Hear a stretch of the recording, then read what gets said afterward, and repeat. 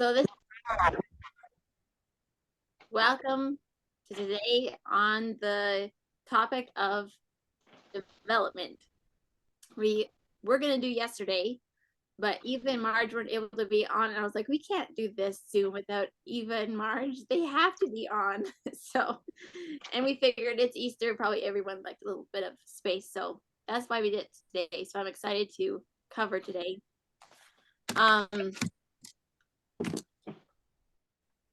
I opened up this book of John Maxwell's The 5 Levels of Leadership, and he says how to develop people. The first thing is recruiting. Find the best people possible. And he talks about chemistry, character, capacity, contribution. And then he says second thing is you need to position your people right. You need to model, showing others how to lead, equipping, helping others to do their jobs well, developing, teaching them to do life well, and empowering, enabling people to succeed. I was like, okay, that's about sums up what today's going to be talking about. So last week we're talking about duplication, which is really that beginning of leadership. You know, when Marge was talking about the watch one, do one, teach one, or in John Maxwell's book, he talks about the I do it, and you are with me. You do it, and I am with you. You do it, and then you do it, and someone is with you. The whole progression. And I want you all to see that duplication is about getting hands-on. Development is about letting them go. And so I guess it's sort of like the whole mothering process with our children. We're not supposed to be mothering people for forever. So Eva or Marge, do you want to touch on anything about just the mindset of a leader before we dive into developing leaders? Is there anything you want to touch on with that?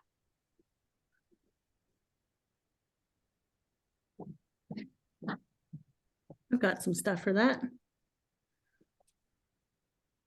So mindset of leadership, I think, starts with the proper definition of leadership, which we often feel like, I often feel like when I started out, I felt like leadership was the most scariest thing. And if I was going to do it, it would mean I would have to be really good on stage. It means I'd have to be like really good up front in front of people. And that's what leadership was to me. That was my definition. Someone in the spotlight, somebody doing the spotlight things. That was my definition. Although that is in there, you will be in the spotlight at times as a leader. But I felt like that was my only definition because I was so fearful of it. But then learning that the true definition of leadership is just helping one person make one positive change. And you have been a great leader in that person's life. I'm like, I can do that. Anybody can do that. And then the mindset that you have to have in order to do that is always having a growth mindset, being able to love and serve people, but growing to the next level while you're doing that. You're not staying in a loving, serving time all the time because you are going to have to become empowering. You're going to have to sometimes care more about their success than their actual feelings. That has to come into a mindset of being a leader. And so in order to get to that place, and you start with loving and serving, you have to be able to grow and go through the hard things. So perseverance and grit, definitely. Those are a must for anyone who wants to grow in leadership and develop other people, because hard things come up when you're helping to develop other people. So those are my top things. And then especially belief. If you can't have belief in yourself, you won't be able to have belief in other people and develop them. I'm going to tag off of that just a little bit because that's what I had actually as well. Belief in what you do, think, feel, say, and do.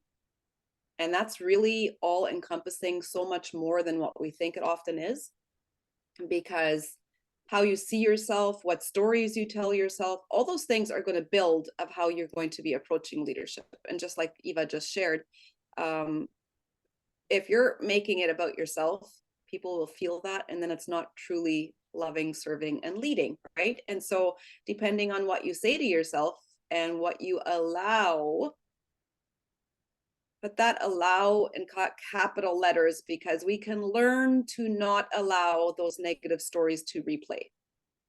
You know, we sometimes feel like, oh, I always do this. Oh, I suck at this. Well, you're allowing that.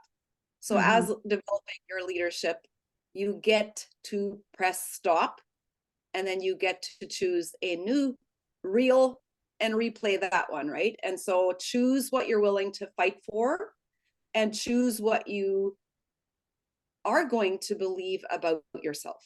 You get to choose that, and you get to build that. And that's where your belief comes from. And your leadership naturally will grow in that belief sector, because others are going to feel that this is what you feel about yourself. It doesn't mean that you're not going to mess up. Doesn't mean that you're not going to make mistakes. It means that you're showing up from what you believe of who you are. And that in itself is going to lead other people to want what you're doing.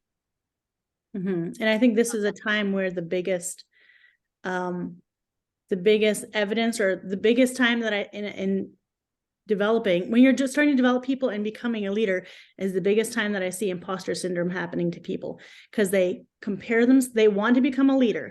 They see the value in it. They see in how much better you can lead your team and growth and everything. When you step up in leadership, they're kind of scared of it. And this is the time when you start comparing yourself the most to other leaders. And that is the worst thing that you can do, because you're not meant to be the same as other leaders. You're not meant to do all the same things and be all the same things and act the same way. You're meant to be the leader that God is wanting you to be. And so imposter syndrome is a huge thing. And what helps me the most is when I fall into this, because I still do, is thinking that instead of thinking about a crowd of people, I think about one single person that I'm meant to lead somewhere that will completely change their life.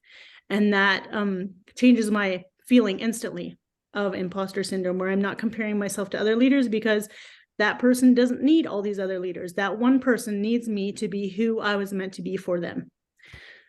So that's just a tip for helping you if you feel imposter syndrome, because I know all of us feel that at times. If you don't, then your time is coming.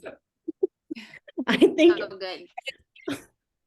Like it's something that many times when you talk to lower ranks, like you guys, gold and above, you very often there's that perception that, oh, diamonds or jewels don't struggle with this anymore. We're just human. We're also always growing and choosing to show up for ourselves every day, right? And so for me, it took a good hard look at what imposter syndrome really was.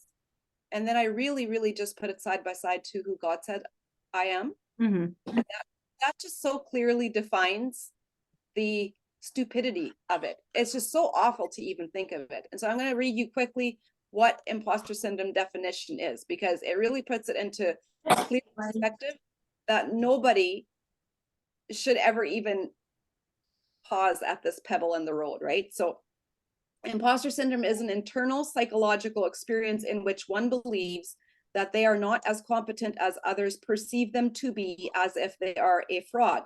To put simply, imposter syndrome is the experience of feeling like a phony in some area of your life, despite any success that you have achieved in that area, right? And so a lot of you have had momentum, have had good success. You're already recruiting. You're already, developing and retaining and creating your own leadership, but you're still falling into this because maybe we compare, maybe we look to someone else and see what their journey looks like, or we look to their personality and think, why can't I be like her, right? The leader of the team is the biggest foundation to how the culture of that team will be built, right? And so if you struggle with imposter syndrome, your culture in your team will struggle or die. And that's really sad, because it's all a lie. It truly is all a lie. And so the more that we can focus on our own strengths, on our own giftings, and that we don't have to show up perfect, the stronger your team will feel you. Yeah. And it can be just a moment of where you're aware that the thought comes to you, oh, I could never share this because Sarah shares it so much better. This does happen to me because Sarah is amazing. Or I could never share this because whatever. It only needs to be a moment where you realize that you're doing it. You feel awful, like you don't have anything to give, and you can change your thought in the instant because of who you truly are and what you're meant to share with somebody is believing that is where you're meant to be and what you're meant to say in that time. Showing up as who you are. And you guys would all laugh. And expect backlash sometimes. Like expect something negative. Like no great leader hasn't had somebody criticizing them.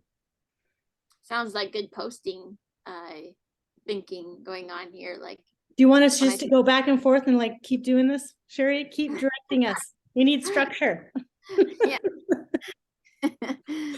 Well, before we keep on going down this road that we're going to keep on going down, I just wanted to pull in everyone in the Zoom that maybe doesn't feel like you're developing people right now. So you feel like, how does this really apply to me? And so I kind of want to give you the bigger picture of that, that I'm trying to think who this quote is from. Maybe one of you knows, but it says, start with the end in mind. So if you're listening here and you're like really feeling where you're going, it's going to help you to back up the train and be like, okay, I'm recruiting. What does that mean? Where am I going with these people? And it'll help you to see where you're going. And also, the things that you're doing to help other people develop as leaders are going to be things that you're developing yourself. So like what Eva just said, she's talked about, if you're struggling with imposter syndrome, focus on one person. And what else did you say? That's the one thing that stood out to my mind. Oh, be who God created you to be. And I'm like, anyone that's struggling with posting and showing up strong and powerfully as a leader, that's what they're struggling with, and mainly. So a lot of these things apply. So I just wanted to pull everyone in on this conversation. Again, I want you also to open up the chat box because I have a few questions for you. We're going to be moving into who to develop, and I'm curious who struggles with knowing who to develop as leaders. Does anyone struggle with that, or do you feel like you got that pretty down pat? And would you like to know what Eva has to say about it?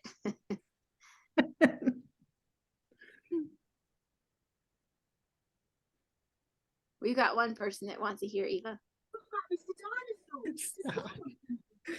Oh, you don't need to get votes for me. I'm going to speak either way, Sherry. I know, I'm actually not getting votes. This for you. message has been approved by myself. I am not getting votes for you. I'm actually getting them ready to listen. I feel like I just kind of develop whoever is willing, and maybe it's because I feel I'm at the point currently where I have a few people who are like interested in doing the business or sharing, but I'm just like, I am helping whoever wants help, and that is who I'm developing, and that is not a lot of people yet.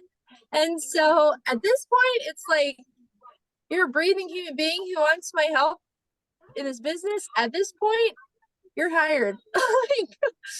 And I know that'll probably change as time goes on, but at this point, it's like, I mean, I've got nothing else except for the people who are willing. So Eva, tell us what you have to say to us on this topic. Well, I want to hear from everybody too. I don't want to be the only one talking about this because I know there's a lot of good leadership developing people on here. But first of all, you're not going to take just somebody who is interested and start developing them into a leader. Visualize them first. Visualize that you can develop people into leaders who are workers. So first, if you don't have good workers, focus on that. Focus on getting good workers and the duplication thing. Focus on that. Then when you've got some workers happening, that's when you're going to transfer them into developing as leaders. I have a whole thing on how to attract business builders, but I think that would probably not fit very well into this. I don't know if I could, maybe I should have shared. I think you should touch on it for sure, because it totally is related and connected. Okay, so just a reminder of how to attract business builders is talking about the business. This seems obvious, but some people just need that reminder over and over and over. In order to attract workers to your team that you can then develop into leaders, you have to talk about money. You have to talk about the business. You have to be excited about it. You have to get rid of any mindset issues that you have surrounding money and being successful. That is how you're going to attract workers on your team who want to do the thing you are doing. So check with yourself to see if you have any of those issues left inside of you that just like keep you from being really bold and really passionate about your business. And then knowing really exactly where you're going, and painting that picture, showing people the destination and inviting them to that destination. If you're not clear on where you're going, you're not going to get people to go with you. So that's how you get people who want to work with you, is that's just in a nutshell. So a lot of clarity, boldness, and passion is how you will get workers on your team. And then to develop those workers into leaders, first of all, who are they? I guess that was the question. Who are they? Okay, who are you imagining on the beach with you when you earn the trip that you have been waiting for, the definition that you feel like you have arrived because you earned the trip? That's how it wasn't about the trip for me when I started. It was just, I did it. It was that feeling of accomplishment. Now, who are you imagining with you on that trip? Are you imagining the person that is a worker on your team, that you're trying to get as a worker? Who are you imagining that is with you? Who do you love to laugh with? Who do you love to hang out with? No plexus talk, no nothing, just hanging out, laughing, being fun together. Who are those people on your team? Who are those workers? These are the people you want to develop into leaders, because those are the ones that are going to stick it out with you, and you're going to love doing it with them. You're not going to feel forced. You're going to have good chemistry with them. It's not going to be weird. It's not going to be, so you're picking the people you want to be with, and they want to be with you. So this may take some time. That's why leadership is down the road. That's why developing leaders down the road. But sometimes if you're like really lucky, I believe that you have found somebody right at the beginning of your business, and you found somebody and you are power partners from the beginning. That is amazing. But usually for people, it takes time. It takes developing yourself so that you know yourself enough to know who you want to partner with. And I truly believe like having that chemistry with somebody, that's when you know that this is a person you're going to develop into leader, because it will not feel like work. It will be challenging, but it won't feel like you're pushing and forcing and being desperate. Obviously, someone who is very self-motivated and coachable. So chemistry, motivated, self-motivated, coachable, those are top on your list if you see that in somebody. So I love there's what you said that clarity, boldness, and passion is how to get leaders on your team. Like knowing where you're going, being bold about it, and then being passionate about it. And I was listening to a book this last week, and she describes the definition of passion and how the world has almost minimized what passion means. Like the word passion was actually created by a group of world pastor leaders to describe what Christ did on the cross. So it's like the ultimate sacrifice. He had so much passion for us that he was willing to sacrifice for it. And I was just like aligning this with what I do in Plexus. Like, am I so passionate about my business that I am willing to sacrifice in certain areas to show up? Like, am I willing to give of myself to pour into others? Am I willing to give up maybe hobbies or things, like to really show up with true passion? And I think that was such a clarifying moment for me. Like that is what's going to bring strong leaders to me, is because they're going to see that I'm truly passionate about it. Mm-hmm. I really like that. I'm going to add one little topic to that, and that is sometimes a little bit touchy, but I think it really, really talks about how intentional we are with finding these leaders, with finding these people. You're posting about the business. You also have to recognize and understand that you will be working very closely with them, right? Side by side, because your goals are together. Sponsor up. Mm-hmm. Find people that scare you. Find people that are better than you. Go look for people that you think are going to be freaking amazing, and it scares you to talk to them. But you know that once they see the vision, they're going to run with you, and they're going to see how they can bring more people alongside and develop their leaders, right? And so often we're just like not really intentional about who is on our potential list. This takes a lot of mindset work to make a list of people that you feel would be amazing at doing this, would be a power partner. And maybe you're a little bit scared of them, and that's okay too. It It's means like you would have. it's like how you wish you were now if you were a teenager. If you wish you had been as a teenager, where you were like, why was I so insecure? Why didn't I just go up to that girl and say, I really want to be your friend. I think you're really cool. I really like this and this and this about you. And then ask to be best friends with them. Like, why weren't we confident enough to do that? And if we got rejected, oh well, they were looking for a different kind of friend. Like, it's kind of like that. Find somebody you really, really like and make friends with them. Bring value to them. Janelle I has could just add something super quick to that. Because I have been reading The Power of One More by Ed Mylett, and so that I've been following him. And so he had this really awesome post the other day, and it was about talent versus desire. So when you're looking at leaders and you're looking at that potential list, right? I think the other thing that we need to look at is not necessarily the person who's the bright, shiny penny who might just like be that super talented person, but we need to look for depth. We need to look for people with influence. We need to look for people who are finishers, people who like they do amazing things. They seem to have their mitts in a whole bunch of different things and they're able to keep things going, right? People that you can learn from, but not necessarily the person that just looks like from the outside that they would probably be a good idea. But that's another piece too, to kind of try to get to know these people before you're like, oh, this person would be phenomenal. I've signed a whole lot of people who I'm like, oh my gosh, this person's going to be so amazing. And then you just find out that they're super great, like nice surface, whatever, but the depth, they haven't developed those deep roots.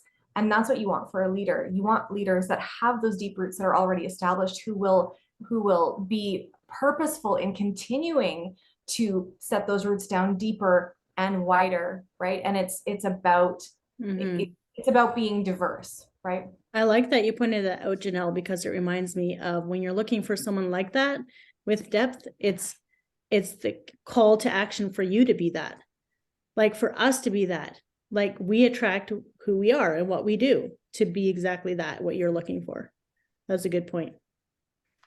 So to sum up what we're all saying, John Maxwell sums it with the 4 C's. Calls one is chemistry. So just that chemistry between you and them. Character. So to me, that's what Janelle's talking about. Capacity. Like, how some people are too sick to really be involved in people's lives. That would be, and then contribution. So those are the 4 things he looks at before developing a leader. So that's how he sums it up. Okay, so we've kind of already been touching on this, but you're really inviting people into a culture, into a team that you're creating by who you are. And I would like to hear like 1 or 2 words dropped in the chat of the culture that you stepped into that you loved. Like when you came into Plexus, in 1 word, what was something that you loved about the culture?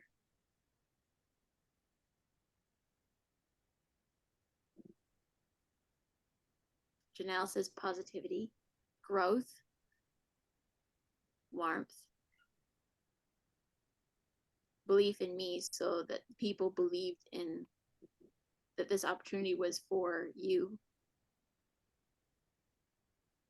Uplifting, ready to dream. Tara says what Marge said.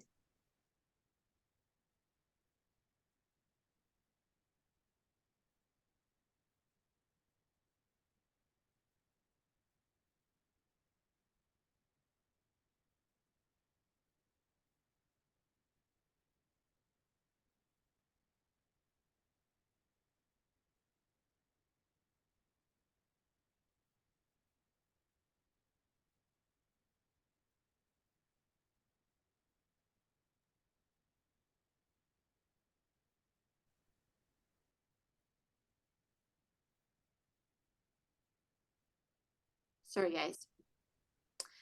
I'm not sure where I got lost there, but I was saying that the culture that you loved and that you stepped into is also the culture that you're going to be bringing into your team, but also plugging your team into as well.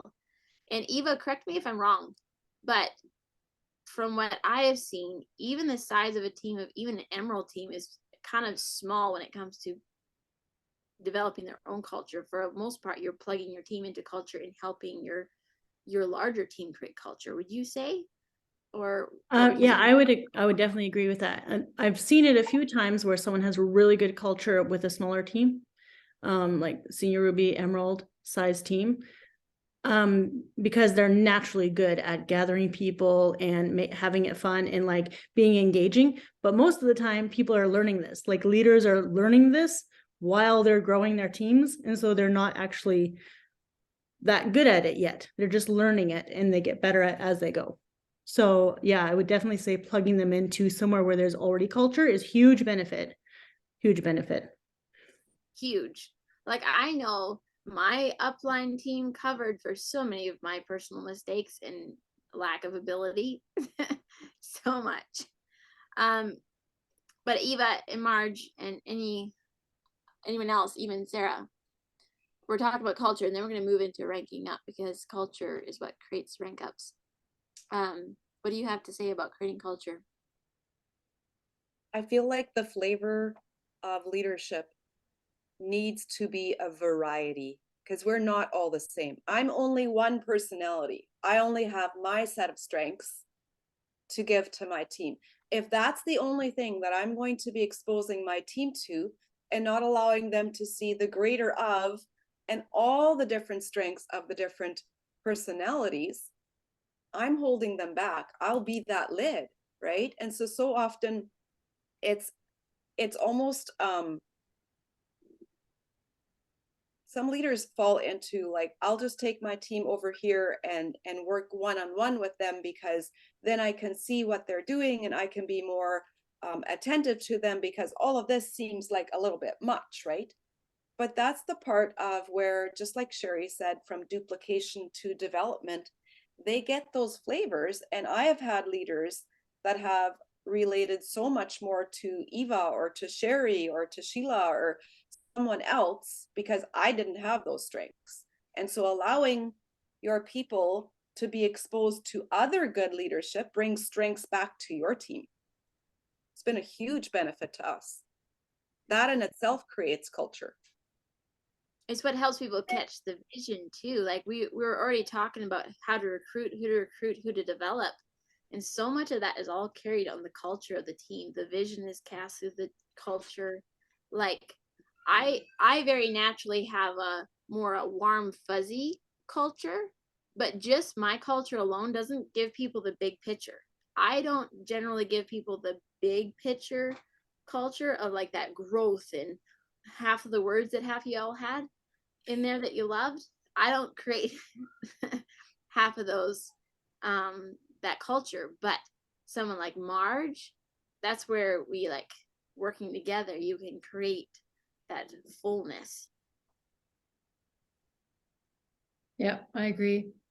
My team has always needed that. Like I'm holding my team back if I separate them and only give them what I can give, what I have to offer, which is a very tiny amount compared to the all of you here that my team can learn from. And like, just like you were saying, if I want to grow in duplication or retention, all that, I can go to my team, my uplines team group and find all of this already there. I don't have to go and create all these new things and give only my flavor to my team.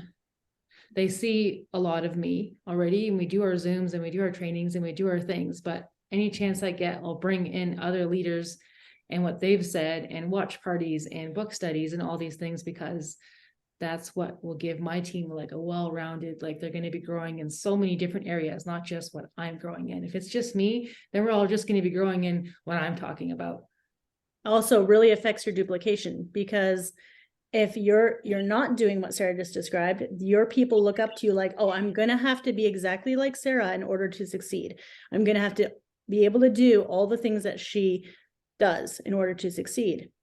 Whereas duplication is so much easier when they can see, oh, there's all kinds of ways and things I can do and things that like, and I can do a watch party. I don't have to do the training. I could go get a training video from somebody else, watch it with my team. Sarah does it. She made it look super easy. Like I can do that. Like, yeah, it just, when you have so many different varieties and you're not the only hero and star on your leadership on your team, then your duplication is going to be so much better too. I'm going It- to add, sorry, Go. Sherry. There you go. I'm going to add a little bit on this. Trickles into your chats. This trickles into all of the things that you do with your team, right? Exposing them to larger chats, exposing them to more people and sidelines is going to bring out strengths that others have as well. That has been a huge part of my growth journey in Plexus in general, right? And so when we get to sit down at the table and every person has a unique gift, those strengths are brought together as a team. Just like this whole map to Mexico, if it hadn't been for Sherry's big overall perspective view, we wouldn't be here. Because I was like, Sherry, where are we going with this? I don't see this picture yet. She saw the big picture. Maybe I'm better at making the action happen, but the big picture needs to be there. That's how strengths come together. Makes me think of this law of the inner circle. He says nobody does anything great alone. A leader's potential is determined by those closest to him. And I'm like, this is downline, this is upline, this is sidelines, like this is all the way around. You really want to intentionally plug into the right places, draw in the people that create the culture, Eva, what did you say when I asked you what is culture? You said something like, when people are part of your team, how do you want them to feel? Something like that.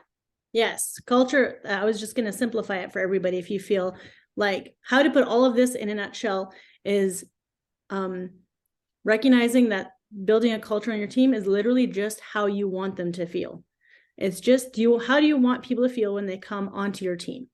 And then they usually feel the way you feel about your team. If you're feeling desperation, critical of yourself, kind of lack of purpose, lack of direction, don't know where to go, you're feeling confused, a little bit overwhelmed, guilty about not being a good leader, blah, blah, blah. All of those things, that's literally the culture that you're going to build your team on, if that's what you're thinking and feeling about yourself and your team, and that desperation mode. But if you can switch that around to, you want everybody to feel like they're part of a great family gathering, like the good kind of family gathering that you're excited about, you put it on your calendar because you want to go to it.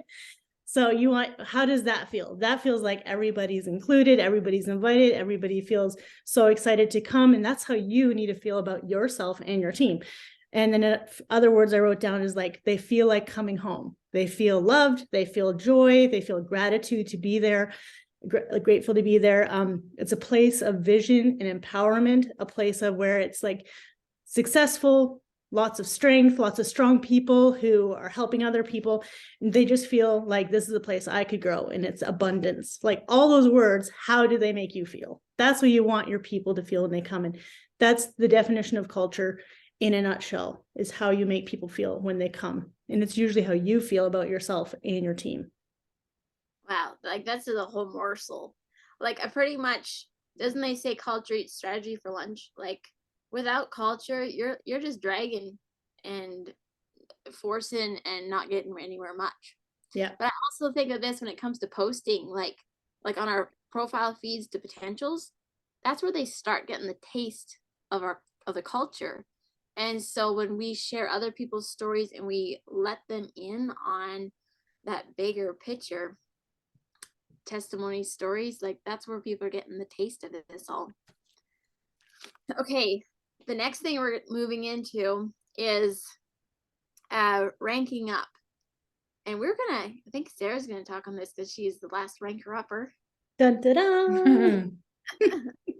That was the last ranker upper. Last ranker up. Not for long. There's more. I'm sure there's more ranker uppers on here, but yours the biggest.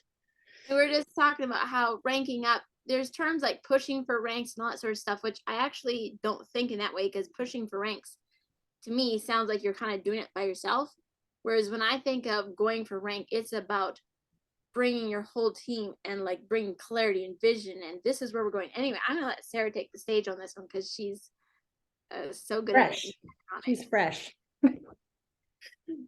Oh no, that's good. I think culture and all the things we've been talking about so far all plays a big part into a really fun, amazing team rank up.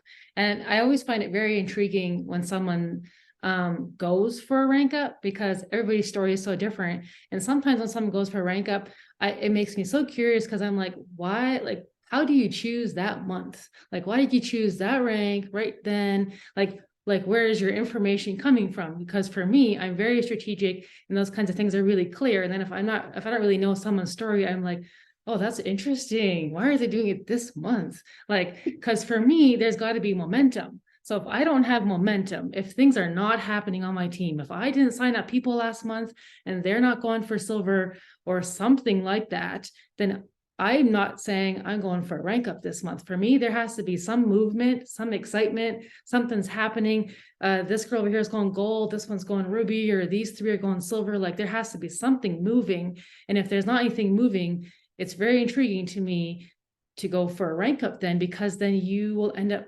pushing yourself. Like, you'll be ending up doing the work and pushing for things to happen. And those rank ups, even though it can still work, are very hard and very draining, and you may crash afterwards because it was just you doing Forcing. things and not a team of movement that will continue to go after your rank up. So I know there's different, sometimes it's timing, sometimes it's like, this is the last month to earn this and this, and you just push with all you've got. But I'm just talking in general, you want to have growth and momentum happening. So I always Even a small amount. yeah, Like, it doesn't have to be a whole team. even just yourself and like two of your people, like something.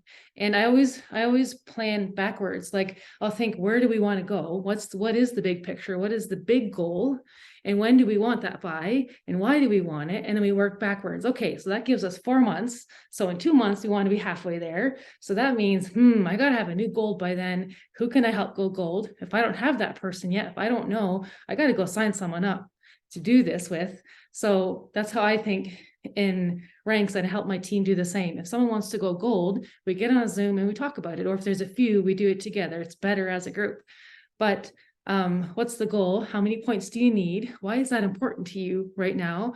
And then, okay, so last month you had 50, you need 50 more. That looks like signing up 3, helping 3 go silver, helping this girl do this. Like, you just got to know what it takes. But just like you were saying, culture eats strategy. You can have all that strategy, and if you don't have the culture, it's still not very fun, and there's still not going to be a ton of momentum. So talking about culture is why I love John Maxwell's books. The 21 Laws books, his chapter on the law of picture is all of this. And he says, to lead your team towards success, you need 3 things. You need mission, vision, and strategy. So that's, your mission is your purpose, and that's your why. Knowing your why and your team's is why. So if you want mission for your team, get on a call and talk about everybody's whys and write your team's as whys down. Know what their purpose is in this, and then talk about vision. And vision is the picture, which is what are we going for? How does that look for your family? Like, what do we need for that? Like, what's the size growth? Like, just being able to envision it. And then you need a plan, your strategy, your how. So if you can combine all those 3 together, you can have an incredible rank up, having a purpose, a picture, and a plan. And I would also say to not put things on your team that you aren't willing to do yourself. Like, to not impose these high standards of if they would just build silvers, if they would just do events and all this, but rather think, okay, this is the rank I want to go for. This is the area I need to grow in. So how can I grow in that, and then show my team that, and how can I plug my team into that? So instead of wanting your team to do something special, do that special thing yourself, and then show it to your team. It's like you're inspiring them. Yeah. Instead of telling them what to do, you're inspiring them to do it with you. Yeah. So good. You're And saying, make the magic list. The magic I was rank just gonna list. say that we're talking about rank up, but another word we've used is leveling up. Like, let's say the rank is kind of out there, you can still communicate the what we're going to accomplish by hitting a certain goal at month end, even if it's not a certain rank point or something like that. Yeah, but if you can have really good culture on your team, like all the things we've been learning here, if you can have that, build that really good, then when it's time for a plan and it's time for a strategy, your team will just run with it because the other things are in place. And then the plan just helps them to know what to do to make the things happen. Very exciting thing. If this does not happen on your team, it's going to happen on your team and it's going to blow you away. And then you're going to be like, oh, this is what Sarah was talking about. I get it. Oh, let's do that again. Yeah. Be willing to do it with one person. If you don't have the 10 people yet and you're working on signing up the 10 people to build your team, however many people you need.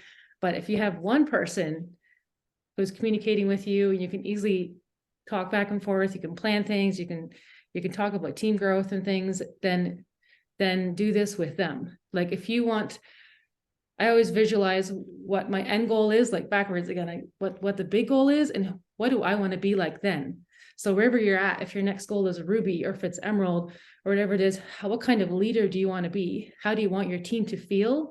Then begin growing in that now, because it's not just going to magically appear when you're Ruby. Now suddenly leadership is supposed to be easy. Now I'm a You great gotta- Ruby leader. Yeah.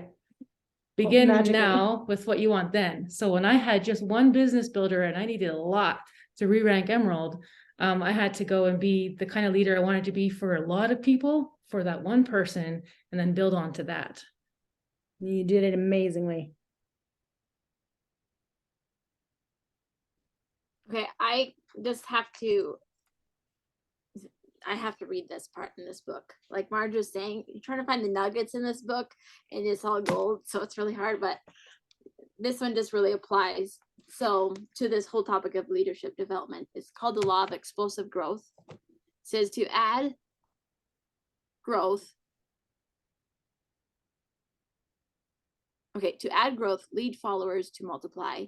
Oh, sorry, to add growth, lead followers to multiply, lead leaders. Sorry, I was having a hard time with the grammar on that one. Okay, so he's like, What page This is is- that, Sherry? Just we are on page 248. So he says, becoming a leader who develops leaders requires an entirely different focus and attitude from simply attracting and leading followers. It takes a different mindset. And I feel like all of you are feeling this. You're like, okay, how do I shift into this developing leadership mindset so that I can even recruit these people? It says leaders who attract followers. So people that are using the products generally are followers more. They need to be needed. Whereas leaders who develop leaders, they want to be succeeded. So it's like mind shift. Leaders who attract followers develop the bottom 20%. Leaders who develop leaders develop the top 20%. Leaders who attract followers focus on weaknesses. Leaders who develop leaders focus on strengths. Leaders who attract followers, they treat everyone the same. Whereas leaders who develop leaders treat individuals differently. Like all of these things are like, wow. Leaders who attract followers spend time with others. Leaders who develop leaders invest time into others. Leaders who attract followers grow by addition. Leaders who develop leaders grow by multiplication. He says they know that if they develop the best will help the rest. And for me, especially being that wanting to be needed kind of a person, having to say, oh, I actually want to develop people that are going to help everybody else, was a really big mindset shift that I had to make. Very big.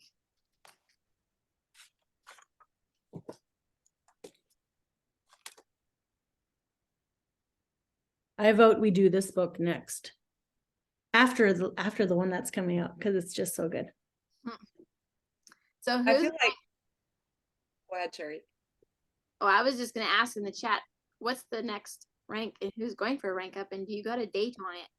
Because it's pretty hard to visualize and get any clarity on something if you actually can't foresee it. If you're just kind of like going vaguely for something, it's really hard to get clarity on it. So I'd love for you to drop in the chat, what's your date?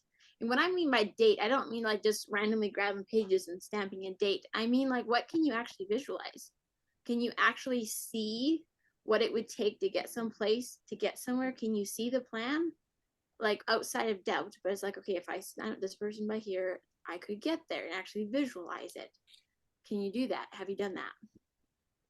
Ooh, we have a goal by the end of the month. Woo! Ruby in 6 months. Way to go, Lori. She just ranked up too. She's already looking at her next Mhm. step, right? And I feel like how we break it down into bite-sized pieces is how we're going to approach each level of new growth. A lot of this might seem to you today. Like it's a lot of staircase learning. You're on one step and then you see someone else demonstrate and model for you what the next step looks like. And then you take that step and you might feel a little bit like, oh, I don't know what I'm doing. We never do. We're just taking the next step, right?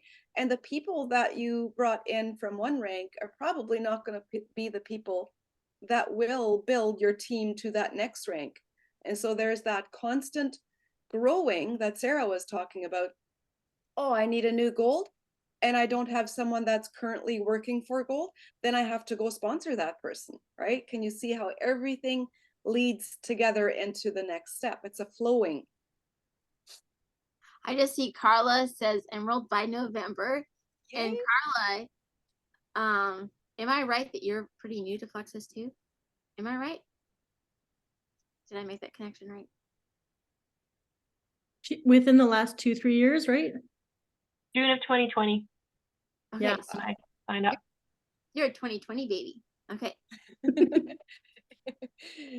That's very exciting. Enrolled in a year.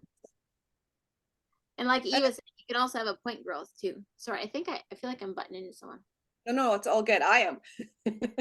Go ahead, Sherry. No, I was just reading the comments. So something I wanted to say, you know how when we were talking about recruiting, how you always want to keep the other person's vision in front of them to sign up? Like if they said, I want to feel better, I want more energy, then when you go to sign them up, you're like, let's help you get more energy. Let's take this step. That same thing still applies here when it comes to rank up. It's like, okay, helping them rank up how would that change their life? Okay, it would make it so that they can buy books on Amazon, or they can put money aside for a vacation. So if you're actually talking about what they want, and it's like, okay, let's help you get that, and be very specific to them of what it was they're wanting. So all of these things still apply.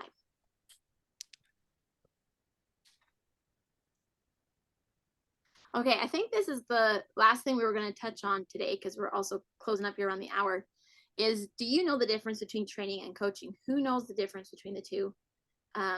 Because it's actually really important. Because should I let the cat out of the bag? I'll let you guys answer first before I let the cat out of the bag. Do you know the difference between training and coaching? Because it's a big thing to understand.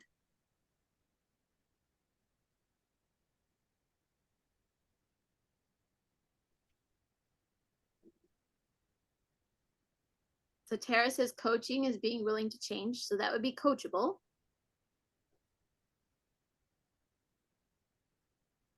Coaching is for mindset.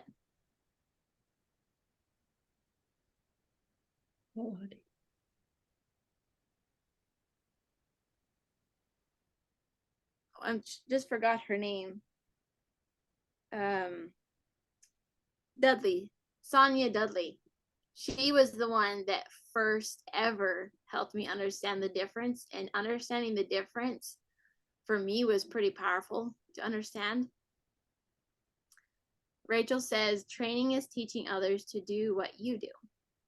Training is learning and coaching. Oh, training is learning, coaching is challenging and directing and leading. Coaching is serving. Okay. So, Eva, do you want to let the cat out of the bag? What's the difference between the two? I was waiting for you to let the cat out of the bag.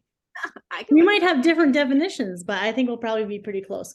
So when you are getting training, you can get that from a person in person, or you can get it from a video, and it's just you're learning. you're learning and you can apply those things, but you can do it all. If you never met another human being in Plexus, you could train how to be a really good Plexus person, Plexus ambassador, you could learn all the things. But what you don't get from training is what you get from coaching, and that's feedback, where you are learning something, telling them what you're doing with what you are learning, and then getting feedback on that. If you're doing it right, if you're doing it wrong, if you need more practice here or there. So from coaching, you're getting the feedback, which is so, so valuable, where you could train something and think, or train from somebody and think you know how to do the thing. But from coaching, you're actually having a back and forth feedback with somebody, actually learning by experience and them giving you feedback. Now, if you have a really good coach, they're going to be super honest with you and tell you when you're not doing it right. They're not just going to feed into your ego. They're going to put your success ahead of your feelings. And if you're okay with that and you give permission for that, you're going to get really good coaching. You're going to advance from coaching. That's my cat. Yeah.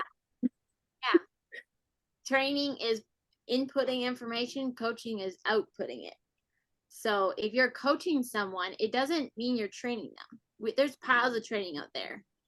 You don't even have to know how to train them. But if you can, a lot of coaching is asking questions so that they can communicate what they're doing. Like, you may have the answer, but if you can help them come to their own answer by asking good questions to help them self-reveal, it's way more powerful. And you'll experience this. If you're just taking training, you'll kind of feel stuffed up, and often you can get even constipated, like in your mind. But once someone starts pulling it out and coaching you, all of a sudden you start getting clarity on how to apply it. So understanding that distinction, you don't really hear a lot about training your team. Like, you can train your team if you're good at training, but training your team isn't the thing that you really have to do. It's more coaching your team that you got to do, which doesn't mean that you got to know everything. You just need to ask your team questions and help them find their own answers. Mm-hmm. And it means investment. You're really, really invested into the heart of the issue or the heart of this person that needs the help. So coaching them is investment.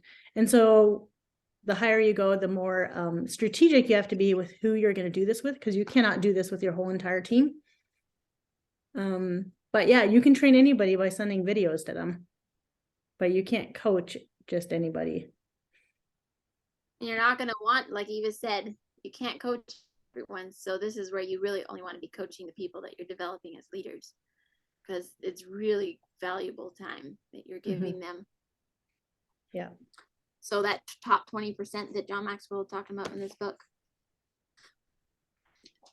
I find this lifts the weight off of anyone's shoulders, that if you're a little bit afraid of leadership and feeling like you got all these people to train and stuff, to me, it lifts that load off. It's like, all the training is out there. Like, there's so much training out there, you can get drowned in it. But if you just coach your people and ask them how they're doing, what's holding them back, just get them to communicate. I'm gonna ask. Go ahead, Sherry. No, you go. We can become personal growth gluttons, taking in, never really feeling ready to execute, right? And so sometimes we're like, I'm stuck. No, you're not stuck. You just need to level up and put that knowledge into action. And taking all that knowledge of all that training and putting it into action looks very different than just taking it in. You actually have to put it out there. It's that faith without action, you know. When we then sit down for coaching, I found probably of my biggest aha growth moments came from being super vulnerable and allowing someone to call me out on what I was avoiding and what I was pretending not to know. And it's not a fun part of growth, but it's a very necessary part to understand that if I'm avoiding this and if I'm not facing it and growing in this, my team is going to do the same thing.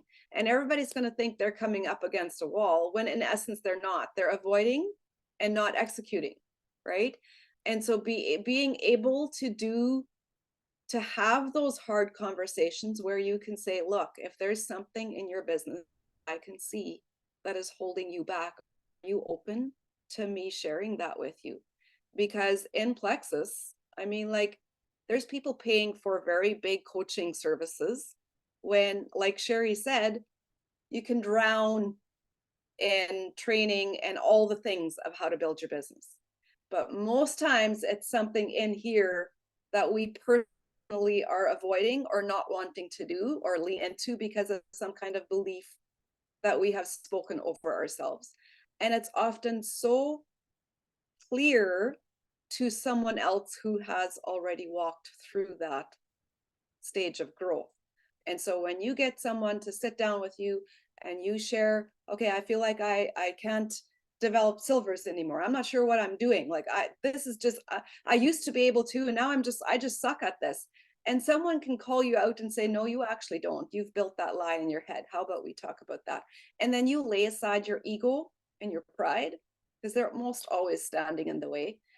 And you all of a sudden just see like, oh, that's dumb. Like I can totally do that. I can totally do that. And watch your team just blow up once you let go of those things.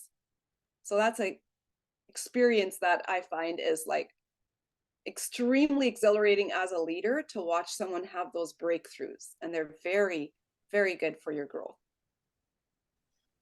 So just like with recruiting, when you're inviting people to hear about Plexus, you ask for their buy-in. You're going to do the same thing with coaching. Like I think Eva or just Marge just said this, where you're like, if I have feedback for you, are you willing to have that? And asking for that. Also, a lot of leaders, I guess depends how systematic you are, but often leaders that are developing people will have like weekly or monthly coaching calls or calls like that, just to help keep your main leaders moving. That's kind of how it ends up looking on the calendar, I guess. Something like that. I'm just looking at my notes here. Eva or Sarah, if you guys have anything else you want to add, we're mostly wrapping up here.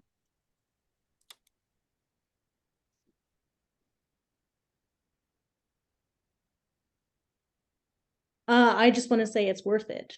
It's so totally worth it to go through the things that are a little bit harder in this business, like really getting to know somebody and really developing leaders. It takes a lot of emotional investment. It's so worth it. I definitely want to say that. Oh, I love what Samantha said. She said training is teaching versus coaching, which is asking questions and holding up a mirror for you. Mm-hmm. It's so helpful when someone holds up a mirror, because it's really hard to be self-aware. So when you have someone just holding that mirror for you, it's like, thanks. That's really helpful. I can see I'm just going to add, this is not like messaging your upline and saying, tell me all the crappy things I do. It's not like that, right? It's a genuine conversation of helping someone to look inside you and see what's holding you back, see why you keep ending up at this place. Why are you replaying this verbiage for yourself, right? There's almost always an underlying reason, and you get to dig that out. Mm-hmm. And it's really fun. It takes practice, and it's something you intentionally have to practice. When someone comes and asks you a question, how do I do something? When you're developing leaders, you don't generally want to just give the answer. You want to flip and think, how can I help them to find the answer? So asking a question back to them. It's like, okay, let's dig into that. Why do you feel that way? Where did that come from? Oh, you think that's a lie, or is that truth? Like you can be a mirror, as in tell them what you see, but you can also let them kind of discover it themselves by looking at themselves. So, okay, we're going to wrap up today. Today is the last Zoom call. We're going on a yacht trip for some reason. So just talk about the leadership on our team here.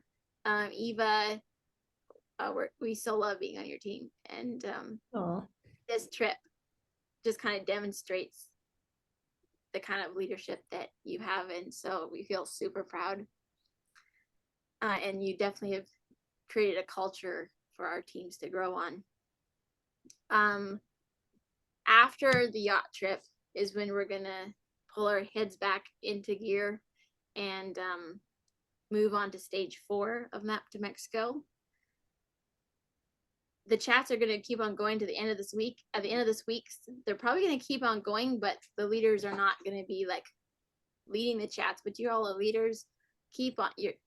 We talked about the law of the inner circle. Like, you're there, meet people, you find some power partners in there. You've had a month now to kind of see who is active, who's running, and you should be able to get a good feel of who you might like to power partner with. Keep on using the chat for that, so that's available for you. Yes, we will enjoy the yacht trip. Hopefully we remember to post things on stories so that you can see see the experience. Any other last words, Marge, Eva, or Sarah? I'm just so proud of everybody. Like, you guys are just so put in and taking it. And I know that, like, if I think about my journey, and often I partnered with Sidelines and ran together with them. I remember me and Janelle saying, oh, that's going to be us one day, watching Eva and some other diamonds, right? You get to visualize that. You get to build that, and you get to create that with the people that you're with now.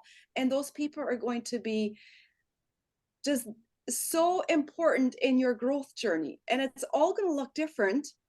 You're never going to be on a same scale. Like, it'll be like this of how people are growing, but it's the growing that matters, and you leaning in to do it. So I'm just so proud of everybody.